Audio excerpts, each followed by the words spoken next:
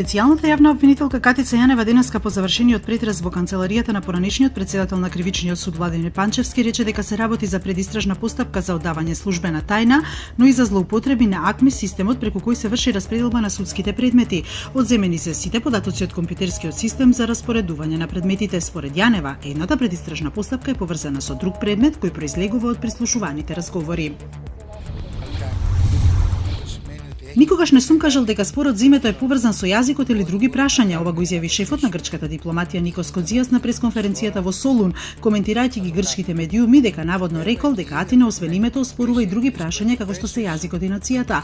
Тој претходно денеска во Солун имаше средба со министерот Никола Димитров на која разговарале за нови форми на соработка.